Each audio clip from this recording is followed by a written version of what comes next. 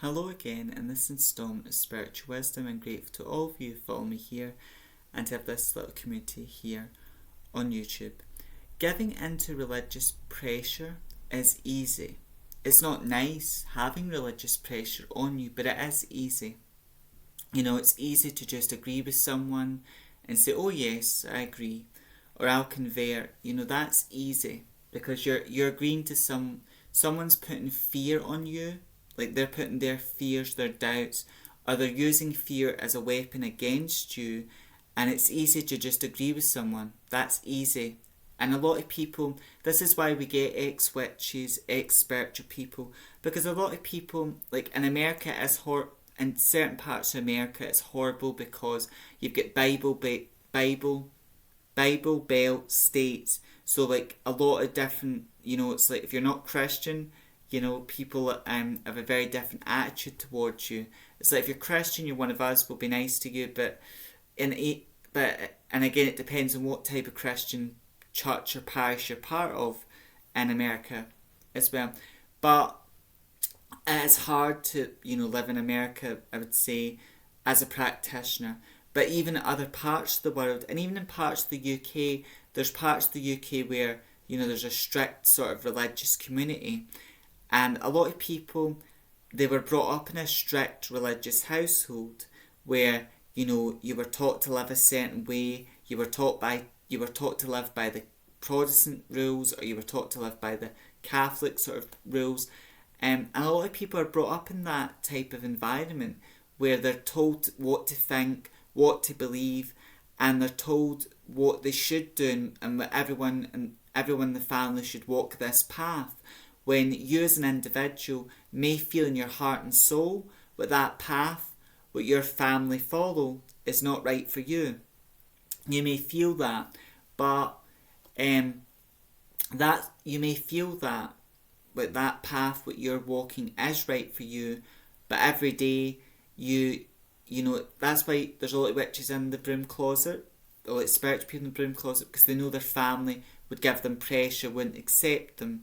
And it's not easy to be told by people what you don't know and that you're going to go to hell. But if someone says you're going to go to hell, that they're playing the role of God. They're not God. So if there's, I don't believe in hell, but if there's such a place as hell, right, then it's up to the higher power, if you like, Yahweh, which is the God in the Jewish and Christian tradition. It's up to that individual if you're going to hell or not. It's not up to a human being to decide that. So if a Christian says you're going to go to hell, they're playing the role of God, which is the ultimate for blasphemy. Someone who thinks they're God, so they're telling you you're going to go to hell. But it's not nice, religious pressure. It's not nice to be saying you're going to go to hell for your sexuality, or you're going to go to hell for following a different religion. This is going to happen to you, that's going to happen to you. That's not nice. Because if you've got if you're in a family, right, situation, and you're in a very strict religious family, right, but you don't resonate with the religion your family follow, right? Jesus isn't for you, or the Catholic religion isn't for you, or if you're brought up in Protestant family, but the Protestant religion is not for you, okay, or the Jewish, whatever, Abrahamic faith it may be, is not for you. It's not, right? Well, but your family have got a problem with that. They might disown you, or they might not even disown you, they just treat you different. They treat you like an outsider, or they put a lot of pressure on you because you're walking your own path, you're doing your own thing. So, it's horrible that but your family are dictating to you, and they're not being loving support of your beliefs and your ideas. And for an easy life, right, people go back. Now, I sort of look at this like religious pressure being put on you when I was vegan. So when I was vegan, my family were supportive and accepting in a way, but the thing what I done wrong was if you're vegan, that's your journey. If I was going to be vegan again, I'd keep it to myself, just for talking's sake. If I was going to follow veganism, which is an idea, a philosophy, so if I was going to be vegan, I'd keep it to myself. But that's the problem. A lot of people will I done that. I dictated to people what their lifestyle, their food choices were wrong, how they were living was wrong, and it just created big arguments, big debates, when really I should have let my family do their own thing and mind their own business. So that has taught me something though, being vegan. If I was to be vegan again, I wouldn't try and convert anyone else to be vegan. I'd just stick to it for me.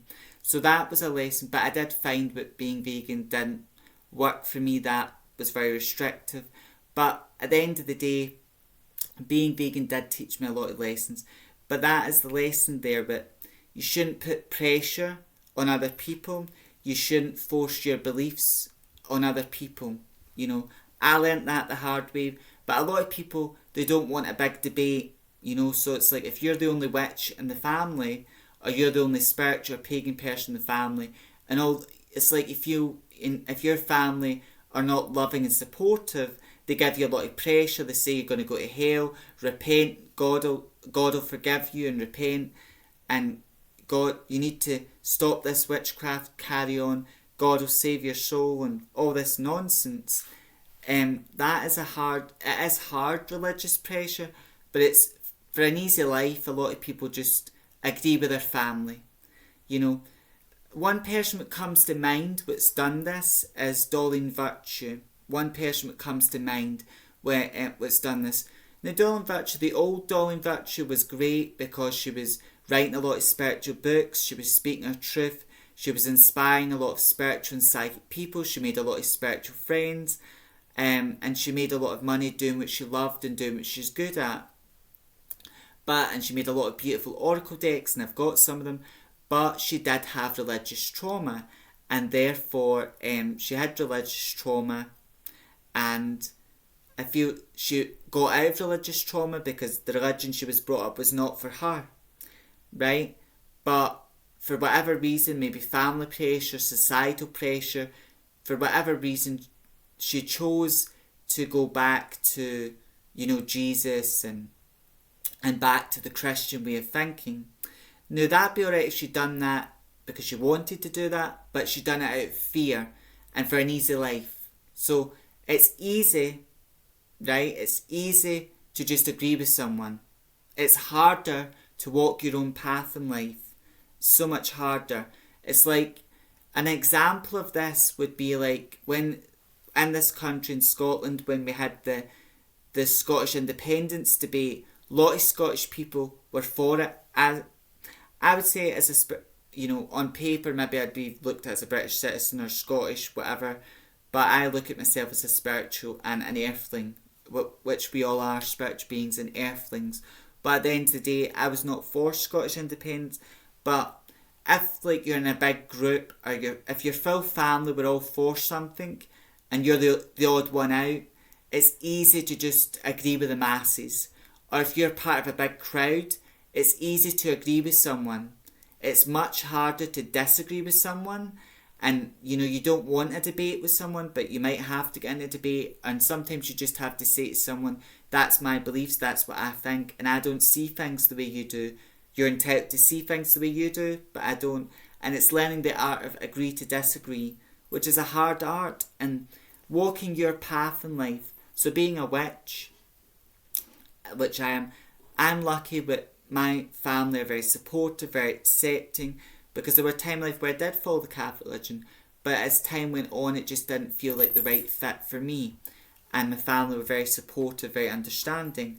But I also know on the other side of the world, like America and even parts of this country, there's people that want to practice witchcraft, they want to walk a spiritual path, but they're afraid because their family are very strict Catholics or very strict Protestant, or they walk a very strict Christian path, and that individual doesn't feel that that path is right for them, following the Christian path.